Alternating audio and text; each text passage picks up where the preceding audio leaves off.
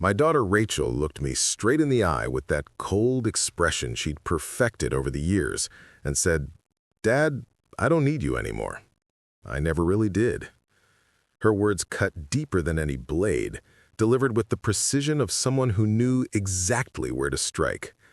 But 3 weeks later, when Margaret Chen opened that sealed envelope in her Manhattan law office, Rachel's face went white as fresh snow when she heard what I'd really been planning all along.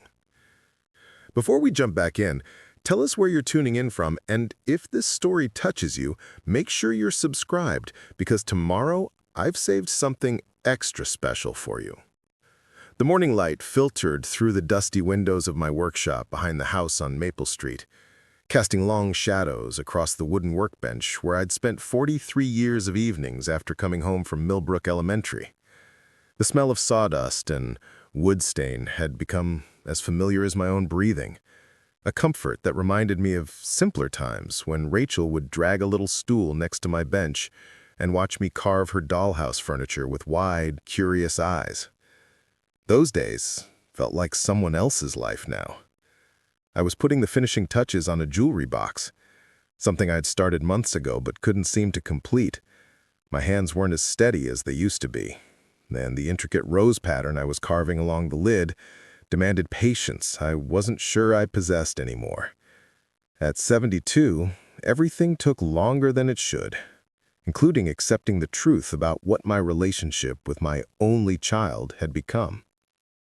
The phone rang from inside the house, its shrill tone cutting through the peaceful morning air. I set down my carving knife and wiped my hands on the old shop rag that had been my constant companion for decades. My knees creaked as I stood, a daily reminder that time waits for no one, not even stubborn old men who refuse to acknowledge their limitations. "Frank Sullivan," I answered, my voice carrying the weight of too many early mornings and late nights. "Grandpa Frank?"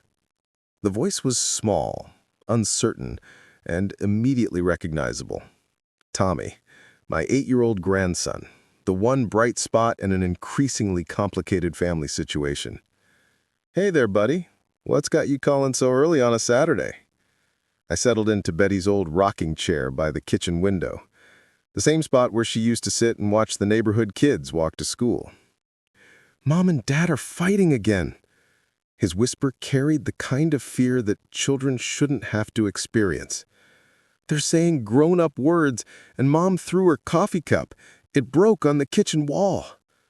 My heart sank. Rachel had always been strong-willed, even as a child, but marriage to Brandon Montgomery had brought out a hardness in her that worried me. The boy came from old Manhattan money, the kind of family that measured worth in stock portfolios and social connections, rather than character and kindness. "Are you okay, Tommy? Are you somewhere safe?" "I'm in my room with the door locked. Mom said I shouldn't call you because we don't need your help with family problems." Even at 8 years old, he understood the tension that had grown between his mother and me over the past 3 years, ever since Betty's funeral. "Your mom's just upset, son. Sometimes grown-ups say things they don't mean when they're hurting." The words tasted hollow even as I spoke them. But what else could I tell a frightened child? "Can you come get me, Grandpa Frank? I want to stay with you for the weekend. We could work on the birdhouse we started last month." The simple request broke something inside me that I'd been trying to keep together for months. Tommy was the only connection I had left to the family I'd spent my entire adult life building. After Betty died from cancer 3 years ago, Rachel had grown increasingly distant, influenced by Brandon's subtle suggestions that her small-town father was an embarrassment to their sophisticated Manhattan lifestyle. "Let me talk to your mother, buddy. I'll see what I can work out." I could hear muffled arguing in the background, voices raised in the kind of bitter exchange that leaves permanent scars on everyone within earshot. Then Rachel's voice came through the phone, sharp and impatient. "Dad, I told Tommy not to bother you with this. We're handling our personal matters." "Rachel, the boy's scared. Maybe it would be good for him to spend some time away while you and Brandon work things through." "We don't need your interference, Dad." Her tone carried that familiar edge of condescension that had become her default mode of communication with me. Brandon and I are perfectly capable of managing our family without input from Millbrook. The way she said the name of my hometown made it sound like a disease, something shameful that needed to be hidden from polite company. This was the same girl who used to beg me to take her fishing at Miller's Pond, who cried when I couldn't make it to her high school graduation because I was working a second job to pay for her college expenses. I'm not trying to interfere. I just want to help my grandson. Your grandson will be fine. He needs to learn that problems don't disappear just because we run away to a small-town Ohio every time life gets difficult. The dismissal in her voice was nothing new, but it still stung. Ever since she'd married Brandon 5 years ago, I'd watched my daughter transform into someone I barely recognized. The warmth and compassion that had defined her childhood had been replaced by a cold efficiency that served her well in corporate law, but left little room for family relationships that didn't advance her social standing. Rachel, I know we've had our differences, but Tommy shouldn't have to suffer because of adult problems. Tommy will learn resilience, something that's apparently in short supply in your generation. The cruelty was casual, delivered with the kind of practiced ease that suggested she'd been thinking these thoughts for a long time. Dad, I need you to understand something clearly. We've built a good life here, a successful life. We don't need rescuing, and we don't need constant reminders of where we came from. I never said anything was wrong with where you came from. You didn't have to say it. Every time you visit, every phone call, every birthday card with your return address from Millbrook, Ohio, you're reminding everyone that Rachel Montgomery used to be Rachel Sullivan from a nobody town with a janitor for a father. The words hung in the air like smoke from a house fire, impossible to ignore and toxic to breathe. This was the conversation we'd been avoiding for 3 years.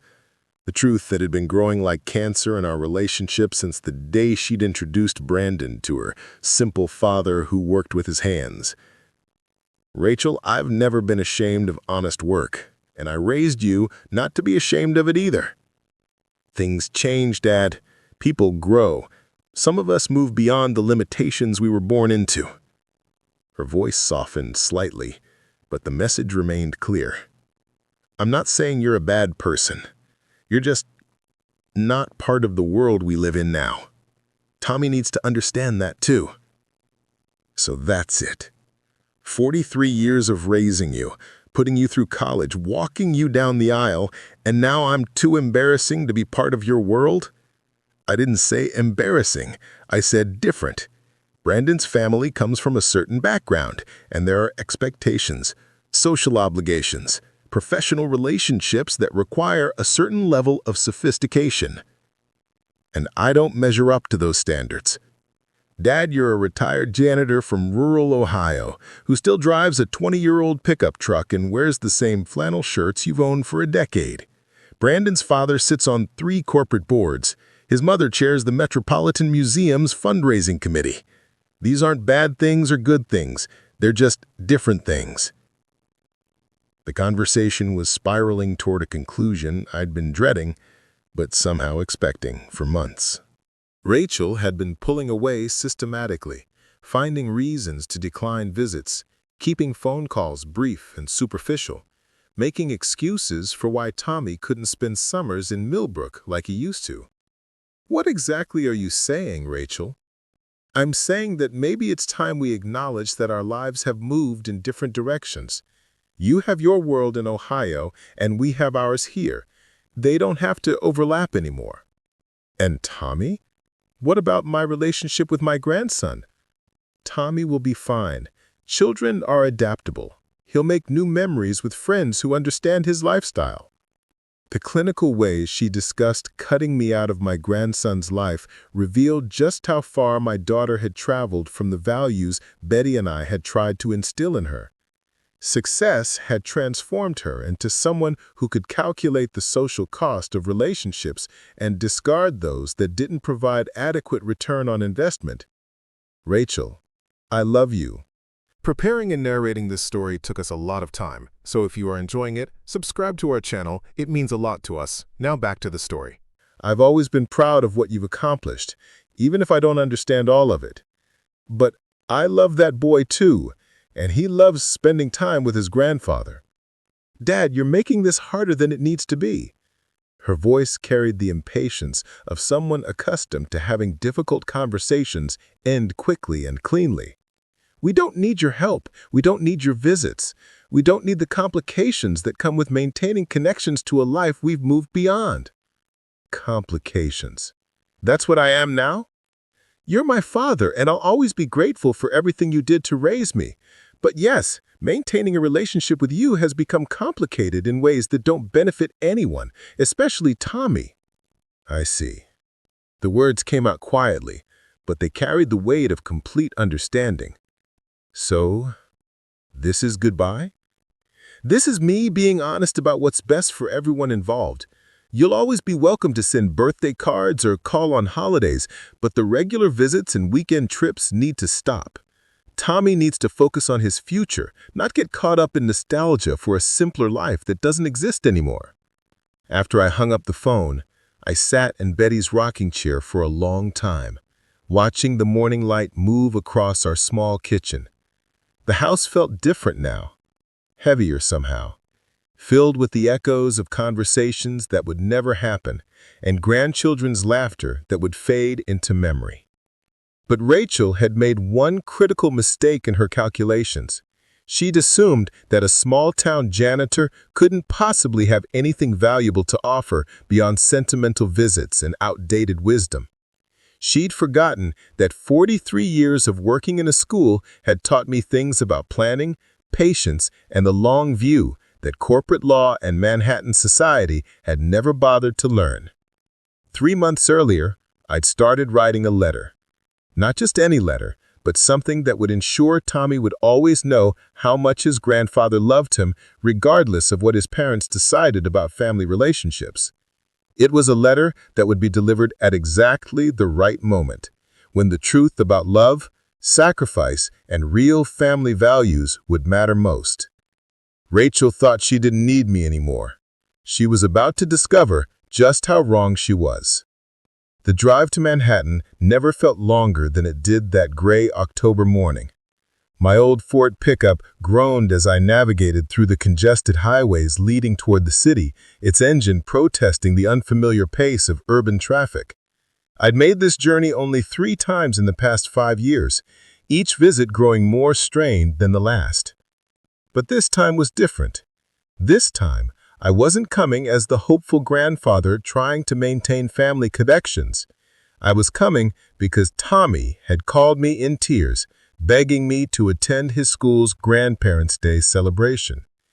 Rachel had forbidden it, of course. During our last phone conversation 2 weeks prior, she'd made it crystal clear that my presence would be inappropriate for the private academy where Tommy attended classes alongside the children of senators and Fortune 500 executives. The Jefferson Academy prided itself on its distinguished alumni and carefully curated parent community, she'd explained with that clinical detachment she'd perfected. A retired janitor from rural Ohio simply didn't fit the image they were cultivating.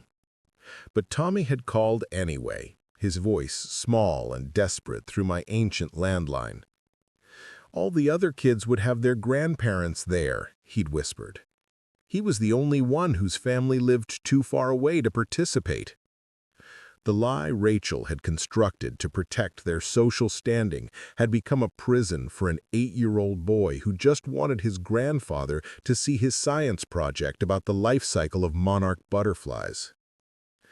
The letter I'd been working on for months sat in a manila envelope on the passenger seat, sealed and addressed to Margaret Chen at her law office in Lower Manhattan. The weight of it seemed heavier than the few sheets of paper it contained, carrying with it the culmination of decisions I'd been avoiding for too long. Rachel thought she knew everything about her simple father from Millbrook, Ohio.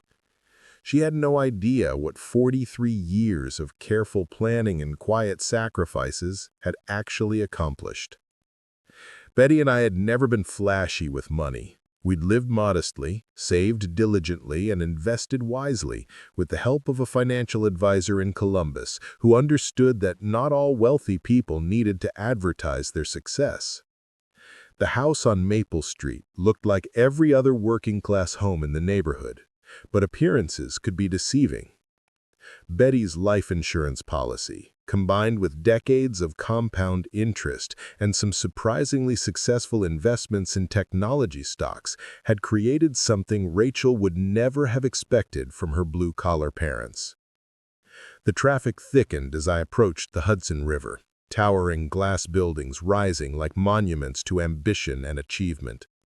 Somewhere in one of those steel and concrete towers, Rachel was probably reviewing contracts or preparing for depositions, convinced that she'd successfully severed the embarrassing connections to her past. She'd built her new identity so carefully, layer by layer, until Frank Sullivan's daughter had completely disappeared beneath Rachel Montgomery's polished exterior. I found parking 3 blocks from the Jefferson Academy, feeding quarters into a meter that cost more for 2 hours than I used to spend on groceries for a week. The school itself was impressive, occupying an entire city block with its red brick facade and ivy-covered walls designed to suggest generations of academic excellence. Parents and grandparents moved through the entrance in expensive suits and designer dresses, their conversations focused on summer homes in the Hamptons and ski trips to Aspen. My flannel shirt and khaki pants marked me as clearly out of place as a farm rooster in a jewelry store. I could feel the subtle glances and barely concealed assessments as I approached the security desk, where a uniformed guard checked identification against an approved visitor list. My name wasn't on it, of course. Rachel had made sure of that. "I'm here for Grandparents' Day," I told the guard, trying to project confidence I didn't feel. "Tommy Montgomery's grandfather." The guard, a middle-aged man with kind eyes, consulted his computer screen with growing confusion. "I'm sorry, sir, but I don't see your name on the approved list for the Montgomery family." "There might be some confusion. Could you call the family and verify?" He made the call, speaking in hushed tones while I stood awkwardly in the marble-floored lobby, watching other families move past us toward the elevators. I caught fragments of conversation about yacht clubs and charitable foundations, the casual mention of dollar amounts that represented more than most people earned in years. "Sir, I spoke with Mrs. Montgomery, and she indicated that Tommy's grandparents won't be able to attend today's event." The guard's voice carried genuine sympathy. "She asked me to tell you that she'll handle explaining the situation to Tommy." Explaining. The clinical language Rachel used to describe breaking her son's heart revealed everything about what she'd become. I thanked the guard and walked back toward my truck, feeling the weight of failures settling around my shoulders like a heavy coat. But halfway to the parking meter, my phone rang. Tommy's voice was barely a whisper, thick with tears he was trying to hide. "Grandpa Frank? Mom said you couldn't come because you had to work today. But it's Saturday, and you don't work on Saturdays anymore." The lie hit me like a physical blow. Not only had Rachel blocked my visit, but she'd convinced Tommy that I'd chosen work over spending time with him. In one calculated move, she'd protected her social image while making me the villain in my grandson's story. "Tommy, I'm actually here in the city. I came to see your presentation, but there was some confusion about the visitor list." "You're here?" The hope in his voice was heartbreaking. "Can you still come? Miss Henderson said the presentations don't start for another hour." I looked back at the imposing facade of the Jefferson Academy, then at the expensive cars pulling up to deposit perfectly dressed families. Rachel had won this battle through social positioning and careful image management, but the war was far from over. "Tell you what, buddy, how about after your school event, you and I go get some ice cream? Maybe visit that museum you mentioned last time we talked on the phone. Mom said I have violin lessons after school today, and then we're having dinner with Dad's business partners. Of course she did. Rachel had scheduled Tommy's entire day to prevent any possibility of grandfather-grandson bonding that might remind him of the simple pleasures she was trying to eliminate from his life. Every moment was orchestrated to reinforce the values and social connections that served her new identity. I spent the next 2 hours walking through Central Park, trying to process the reality of what my relationship with Tommy would look like going forward. Rachel had systematically constructed barriers that would only grow higher as time passed. Each birthday, each holiday, each milestone would be filtered through her determination to distance her family from anything that reminded them of their origins. The letter in my truck represented more than just words on paper. It was a legacy, a final attempt to ensure that Tommy would someday understand the difference between success and worth, between achievement and character. Rachel had made her choice about what kind of future she wanted for her son, but she'd forgotten that some decisions create consequences that echo across generations. By evening, I was back on the highway heading toward Ohio, my truck cab filled with the silence of opportunities missed and relationships severed by pride and social ambition. But the manila envelope remained on the passenger seat, waiting for the right moment to deliver its message. Rachel believed she'd successfully eliminated the complications I represented in her carefully constructed life. She had no idea that her simple father had been quietly building something that would force her to confront the true cost of the choices she had made. The letter would wait until the moment when its contents would matter most, when the difference between appearing successful and actually being valuable would become impossible to ignore. 3 weeks later, Margaret Chen's secretary called to schedule an appointment. The legal wheels I'd set in motion months earlier were finally beginning to turn, and Rachel was about to discover that cutting ties with family sometimes meant cutting ties with more than just embarrassing relatives. Sometimes it meant cutting ties with the very foundations that had made success possible in the first place. The drive home to Millbrook gave me time to think about Betty, about the dreams we'd shared for our daughter, and about the kind of man I wanted Tommy to remember when he was old enough to understand the choices adults make in the name of progress. Rachel thought she didn't need me anymore, but needs and wants are different things entirely.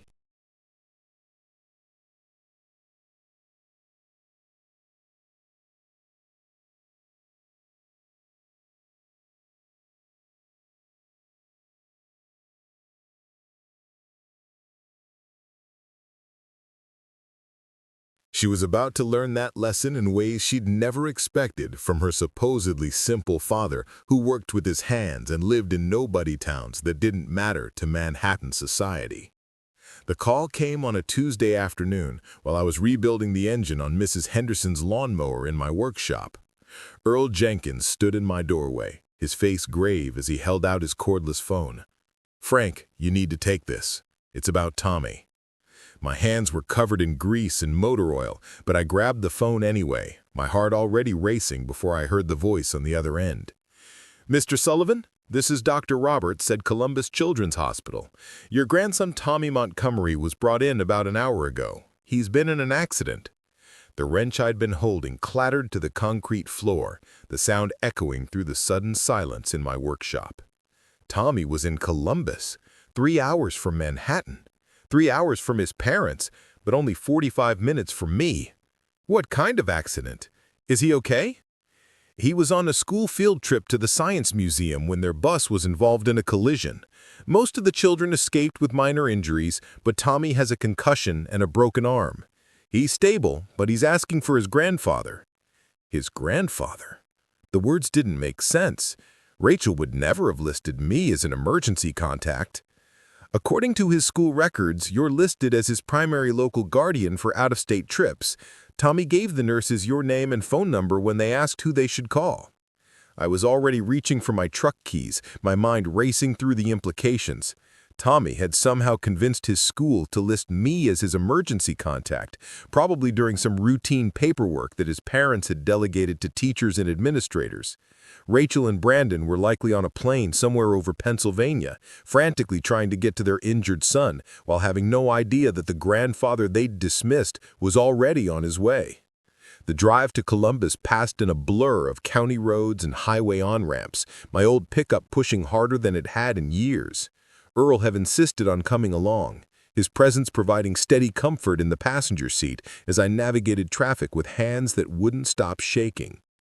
Columbus Children's Hospital was a maze of sterile corridors and concerned medical staff, but the volunteer at the information desk directed us to the pediatric wing with the efficiency of someone accustomed to worried family members.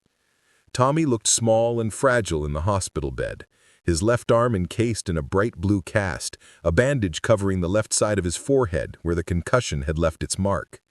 "Grandpa Frank!" His voice was weak but filled with relief when he saw me walk through the door. "I knew you'd come. I told them you'd come." I took his small hand in mine, careful not to disturb the IV line taped to his wrist. The sight of my grandson injured and alone in a hospital room 3 hours from home triggered protective instincts I'd thought Rachel had successfully suppressed. "Of course I came, buddy. How are you feeling?" "My head hurts and my arm feels funny, but I'm not scared anymore because you're here." He squeezed my fingers with surprising strength. "The doctor said Mom and Dad are on an airplane, but it'll be a long time before they get here." "Well, you won't be alone. Grandpa Frank's not going anywhere." Over the next several hours, I learned more about Tommy's life than Rachel had shared with me in the past 2 years. Between visits from nurses and doctors, he told me about the loneliness that had become his constant companion, the pressure to excel in activities that held no interest for him, the friends he wasn't allowed to invite over because their families didn't meet his parents' social standards. "Mom says I have to be perfect because people are watching our family," he confided, his 8-year-old voice carrying the weight of expectations no child should bear. "But sometimes I just want to play with blocks or read comic books instead of practicing violin and studying French." What do you want to be when you grow up, Tommy? A teacher, like you used to be. Or maybe someone who builds things with their hands, like the birdhouses we made. He paused, considering his words carefully. But Mom says those aren't important jobs for people like us. The casual cruelty of Rachel's worldview, filtered through an 8-year-old's understanding, revealed just how thoroughly she'd internalized Brandon's family's values. Success was measured entirely by social status and financial achievement, with no consideration for the satisfaction that came from meaningful work or genuine human connections.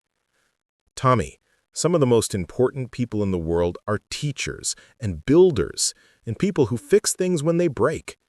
Your great-grandmother Betty used to say that society runs on the backs of folks who do honest work with their hands and hearts." "Tell me about great-grandma Betty again. Mom doesn't like it when I ask about her." I spent the next hour sharing stories about Betty's kindness, her wisdom, her ability to find joy in simple moments that didn't cost money or require social approval. Tommy listened with the hungry attention of a child who'd been starved for family history, for connections to something deeper than the shallow social climbing that defined his daily existence.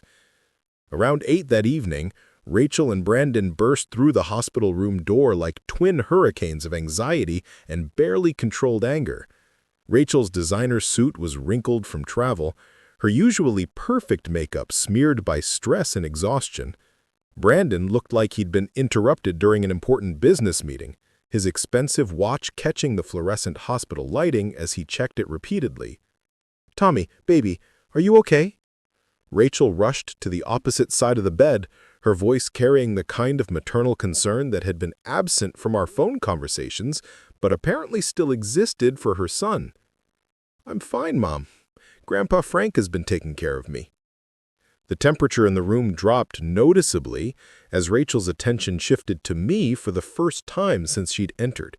Her eyes were cold, calculating, already assessing how much damage my presence might have done to whatever story she'd constructed to explain the situation to Brandon's family.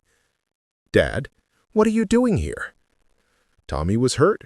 The hospital called me because I'm listed as his emergency contact." "That's impossible. We would never have authorized that." Brandon stepped forward, his voice carrying the kind of authority that came from years of assuming his opinions mattered more than anyone else's. "There's obviously been some administrative error. We'll need to correct the paperwork immediately." "Actually," the attending physician interrupted from the doorway, "the emergency contact information came directly from Tommy during the enrollment process. Students over age 7 are allowed to provide backup contact information for situations exactly like this." Rachel's face flushed with embarrassment as she realized Tommy had deliberately circumvented her attempts to isolate him from my influence. Her 8-year-old son had outsmarted her social engineering through simple honesty about who he trusted in crisis situations. "Tommy, why would you do that without discussing it with us?"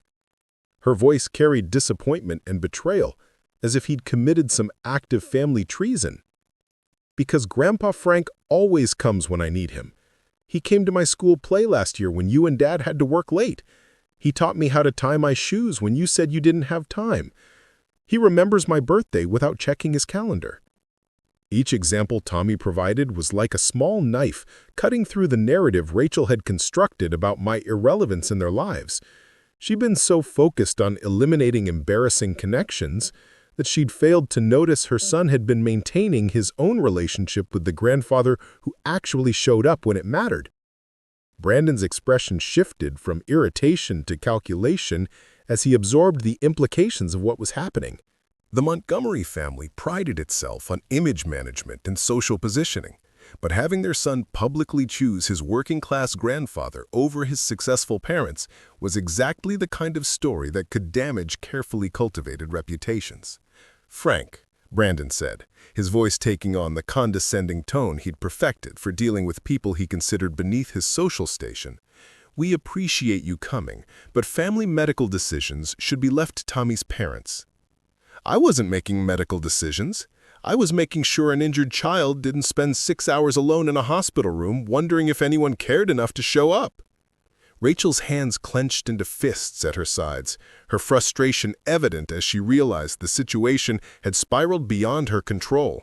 Tommy's accident had created exactly the kind of scenario she'd been trying to prevent, forcing her to acknowledge my continued relevance in her son's life in front of medical staff who would remember and potentially discuss the family dynamics they'd witnessed. "Dad, I think it's time for you to go home. Tommy needs rest, and we can handle things from here."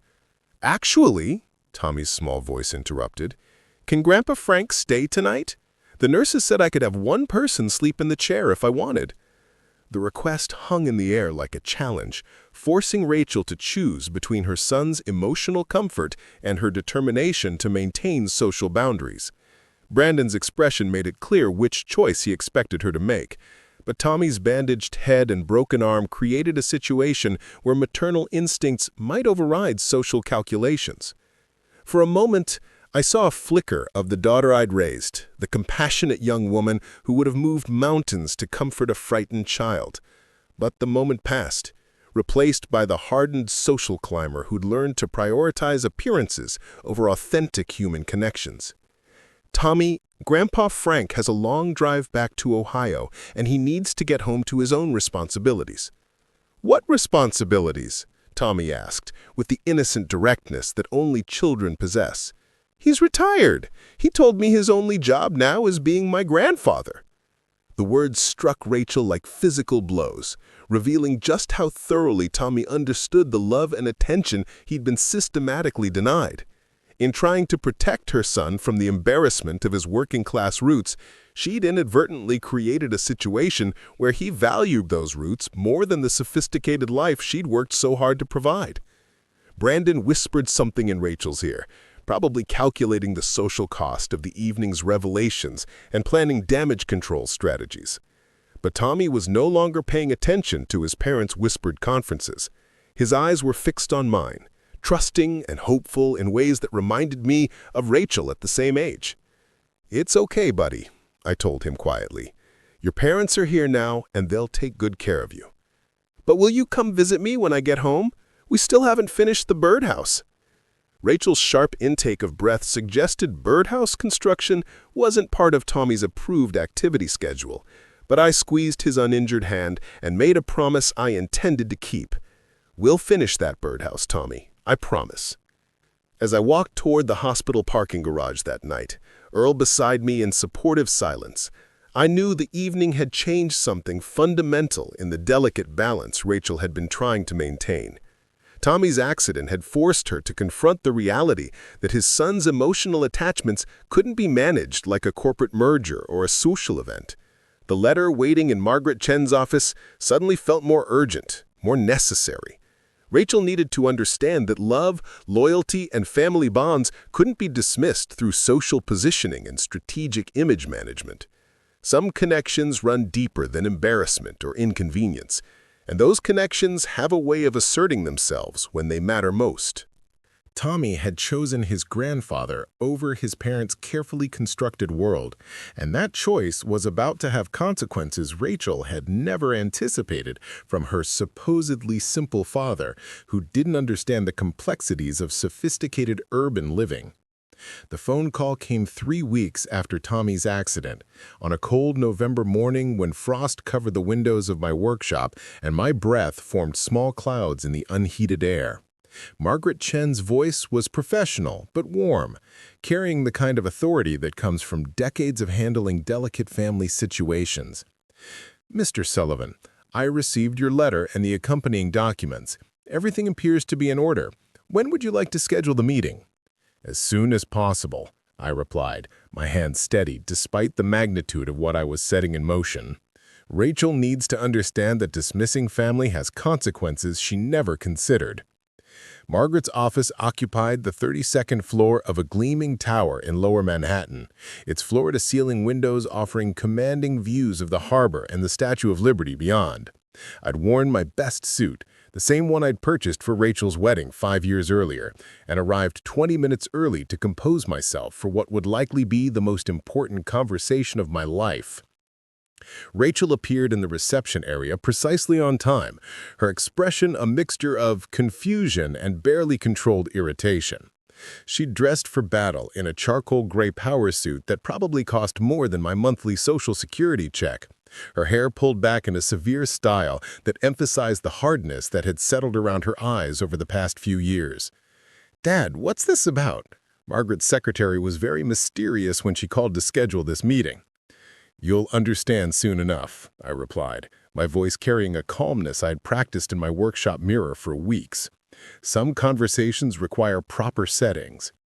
Brandon arrived 10 minutes later, his expensive Italian shoes clicking against the marble lobby floor with the confidence of someone accustomed to conducting business in buildings exactly like this one. His greeting was perfunctory, barely civil, the kind of acknowledgement he might give to a service provider whose presence was temporarily necessary but ultimately insignificant. Margaret's office reflected her success through understated elegance rather than flashy displays of wealth. Original artwork lined the walls, legal books filled Aston-built shelves, and fresh flowers added warmth to what could have been an intimidatingly formal space. She gestured toward a conference table positioned near the windows, where late-afternoon sunlight cast geometric patterns across polished wood. "Thank you all for coming," Margaret began, her voice carrying the practice authority of someone who'd mediated countless family disputes. "Mr. Sullivan has asked me to facilitate this meeting regarding some important family matters that require immediate attention." Rachel shifted impatiently in her chair, checking her phone with the kind of distracted efficiency that had become her default mode of interaction with anything that didn't directly advance her professional interests. "Margaret, I'm not sure why Dad felt the need to involve legal counsel for what sounds like a family discussion we could have handled privately." "Because," I said quietly, "some things are too important to be dismissed or misunderstood." Margaret opened a manila folder and withdrew several documents, each one bearing official seals and legal formatting that immediately commanded attention. Rachel's expression shifted from irritation to curiosity as she recognized the formal nature of whatever was about to unfold. Your father has asked me to read a letter he prepared several months ago. This letter concerns Tommy's future and certain provisions your father has made for his grandson's welfare and education. Provisions? Brandon's voice carried the sharp edge of someone who'd spent his career negotiating deals and recognizing potential threats to his interests. What kind of provisions?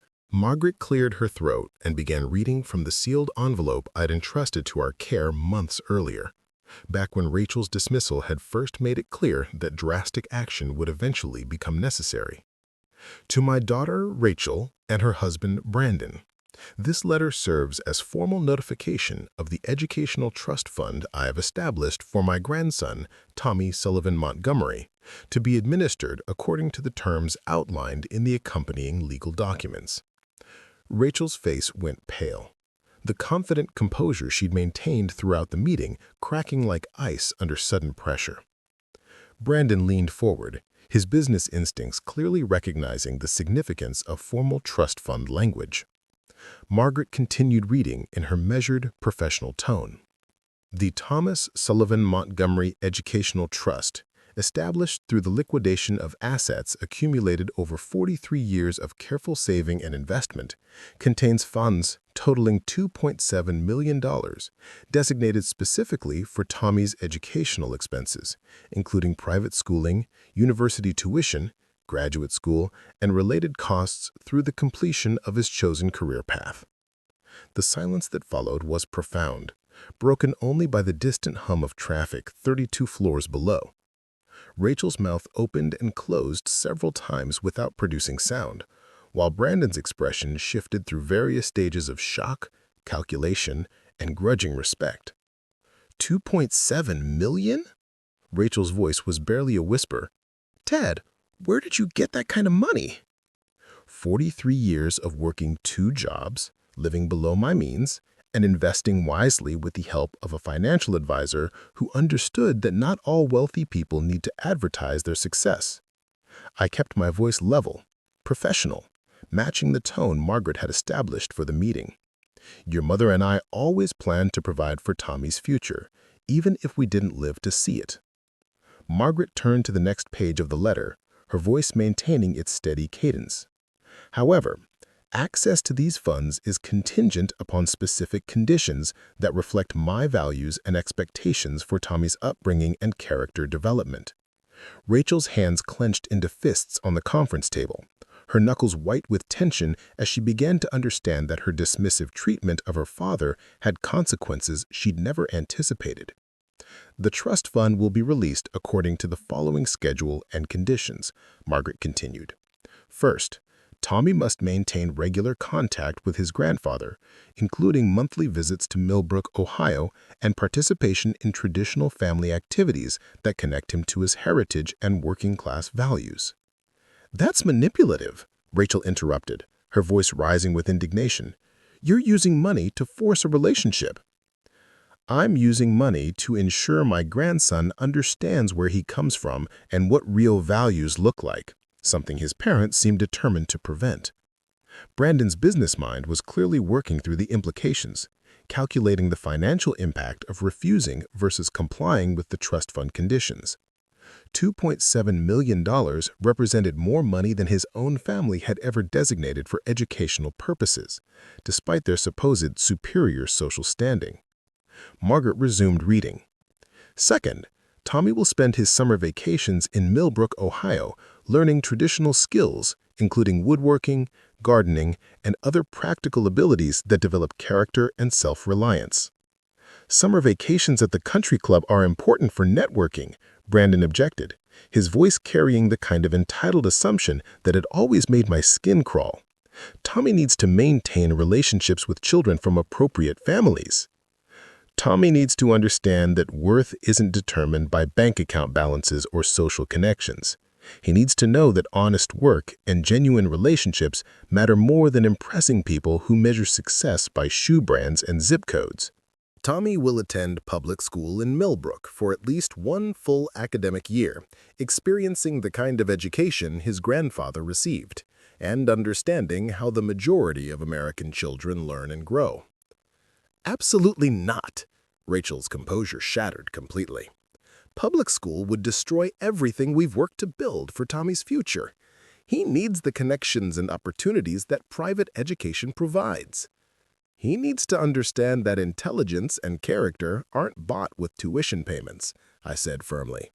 Some of the finest people I've ever known graduated from Millbrook High School, including a daughter who seemed to value that education enough to use it as a foundation for law school. Margaret continued with the final major condition. Upon reaching age 18, Tommy will spend 1 full year working in a blue-collar occupation, experiencing the dignity and satisfaction of honest physical labor before pursuing higher education. Brandon's laugh was harsh, dismissive. You want our son to waste a year of his life doing manual labor when he could be studying at Harvard or Yale? I want him to understand that the people who build, fix, and maintain the world deserve respect, not condescension. I want him to know that working with your hands doesn't make you less intelligent or less valuable than people who work with spreadsheets and board presentations. The room fell silent as Margaret reached the letter's conclusion. If these conditions are rejected, the trust fund will be donated to scholarship programs for working-class students pursuing higher education. Tommy will receive nothing, and his parents will bear full responsibility for educational expenses they claim to be able to handle independently. Rachel's breathing had become shallow, her face flushed with anger, and something that looked suspiciously like panic. The financial implications were staggering, but the social implications were even more complex. Accepting the conditions meant acknowledging that her working-class father possessed resources and wisdom that could benefit their son. Rejecting them meant forfeiting nearly $3 million out of pride and social positioning. "This is blackmail," she said finally, her voice trembling with rage. "You're holding Tommy's future hostage to force us to accept your outdated values. I'm offering Tommy opportunities to develop character and perspective that money alone cannot provide. But the choice is entirely yours.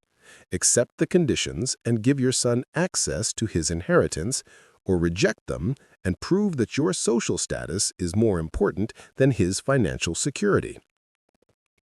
Brandon was clearly running calculations, weighing the social cost of having his son spend summers in rural Ohio against the financial benefit of having college expenses covered by someone else's money. His business training made it impossible to ignore the economic advantages, even if they came with conditions that challenged his family's elitist assumptions. "We need time to consider this," he said finally, his voice carrying the kind of measured control he used in boardroom negotiations. "Of course," Margaret replied smoothly. "The trust documents will remain in my office for 30 days.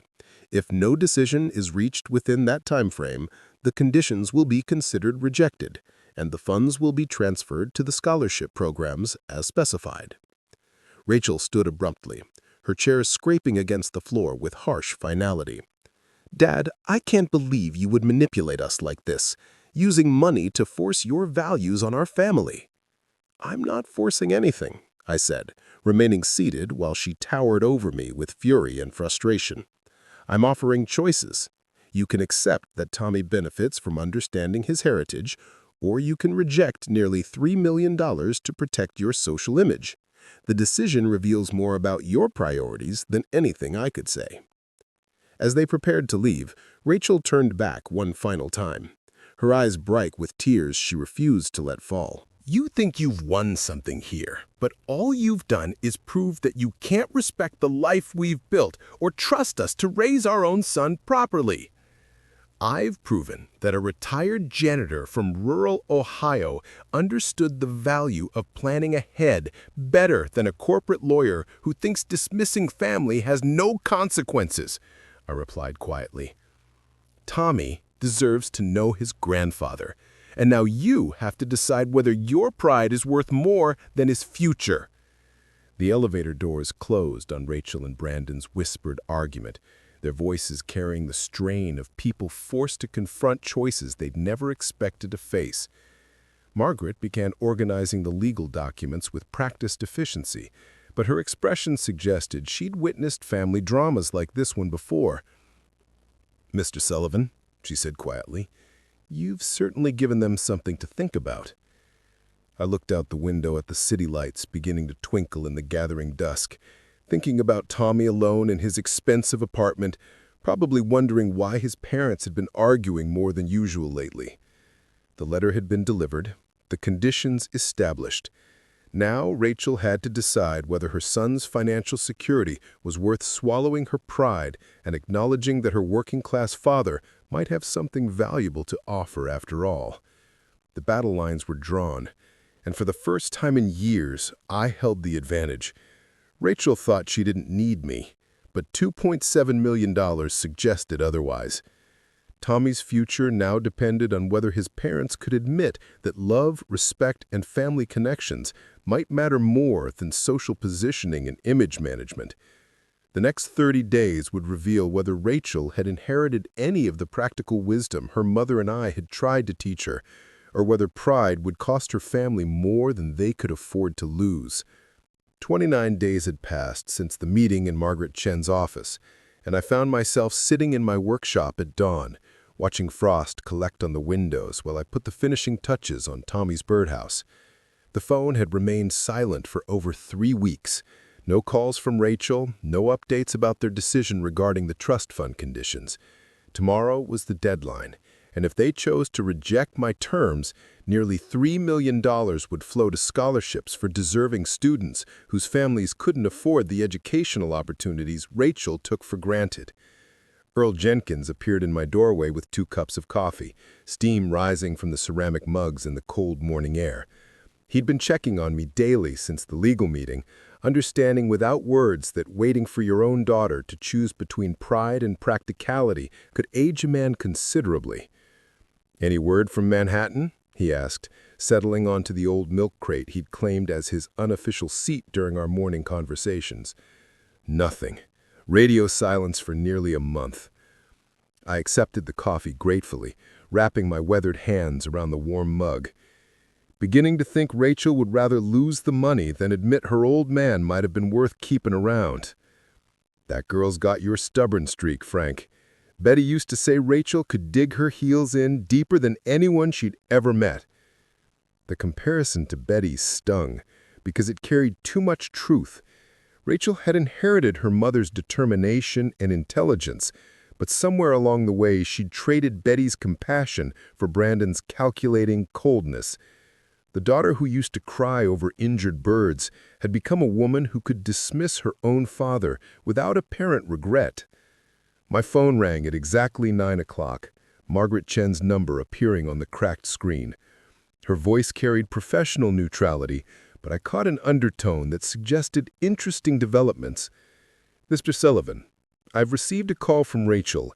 She'd like to schedule a meeting for this afternoon if you're available." "Just Rachel? Or both of them?" "Just your daughter. She specifically requested to speak with you privately." The drive to Margaret's office felt different this time, charged with anticipation rather than the grim determination that had carried me through the previous meeting. Columbus was experiencing an early winter, bare trees lining the highway under overcast skies that matched my uncertain mood. Either Rachel had found a way to accept the trust conditions, or she was coming to deliver a final rejection with the kind of dramatic flair she'd always favored for important moments. Margaret's waiting room was empty except for Rachel, who sat perfectly composed in a leather chair near the windows. She dressed down from her usual corporate armor, wearing a simple black dress and minimal jewelry that made her look younger, more like the daughter I remembered from before Manhattan had hardened her edges. "Dad." Her greeting carried exhaustion rather than hostility, the voice of someone who'd spent weeks wrestling with decisions she'd never expected to face. "Rachel." Margaret ushered us into her private office and closed the door, providing the privacy Rachel had requested. For several minutes we sat in silence, broken only by the distant hum of traffic and the barely audible ticking of an antique clock on Margaret's desk. "The conditions you've outlined for Tommy's trust fund," Rachel began finally, her voice steady but careful. "They're designed to humiliate us, to force us to acknowledge that your values are superior to the life we've built. They're designed to give Tommy perspective that money alone cannot provide," I replied. "But if you see ensuring your son understands his heritage as humiliation, that tells me everything about what you've really become." Rachel's hands clenched briefly, then relaxed as she seemed to make some internal decision. Brandon wants to reject the conditions. He believes accepting them would damage our social standing and send the wrong message to Tommy about the importance of maintaining appropriate standards. And what do you believe? I believe my son asked for his grandfather when he was lying injured in a hospital bed, while his parents were 3 hours away attending a wine tasting with clients. The admission came out quietly, carrying the weight of recognition she'd clearly been avoiding. I believe that in trying to protect Tommy from embarrassment, I might have protected him from the only person who consistently shows up when he needs help. The silence stretched between us, filled with years of accumulated resentments and misunderstandings that couldn't be resolved in a single conversation. But something had shifted in Rachel's tone, a crack in the armor she'd constructed around her new identity. I've spent the past month researching your financial advisor in Columbus, trying to understand how a school janitor accumulated nearly $3 million without anyone knowing. And what did you discover? That you and Mom lived on one salary while investing the other for 30 years. That you bought technology stocks before anyone understood their potential. That you've been quietly funding college scholarships for Millbrook students for the past decade. Her voice carried a mixture of surprise and something that might have been admiration. You've been wealthy longer than I've known Brandon, but you kept living like a working-class retiree. Because that's what I am. Money doesn't change who you are unless you let it. Rachel stood and walked to Margaret's windows, looking out at the city where she'd built her successful career. Tommy's been asking about you constantly since the accident. He wants to know when you're coming to visit, when he can see the birdhouse we never finished. Brandon told him you were too busy with your own life to maintain relationships with people who'd moved beyond your social level. The casual cruelty of Brandon's lie revealed everything about the poison he'd been feeding Tommy regarding his grandfather's absence. But Rachel's tone suggested she'd begun questioning her husband's version of family loyalty. Is that what you believe?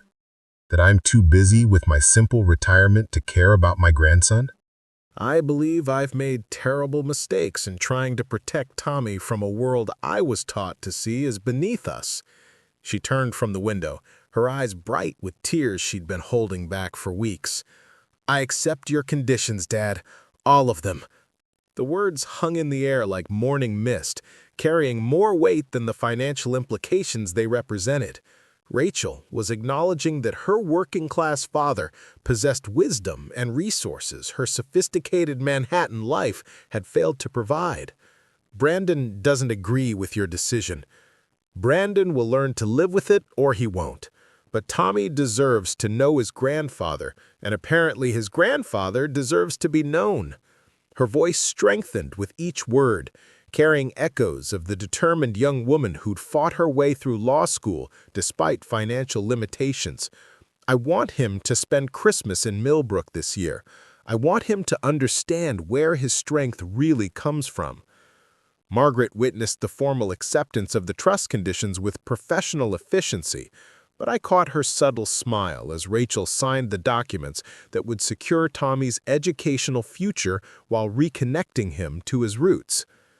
3 weeks later, Tommy stood in my workshop wearing safety goggles that were too big for his 8-year-old face, carefully sanding the birdhouse we'd finally completed together.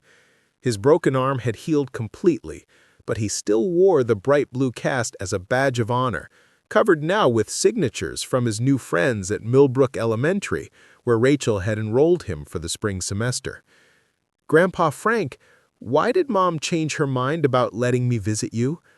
"Sometimes grown-ups need time to remember what's really important," I replied, steadying his small hands as he applied wood stain with careful precision.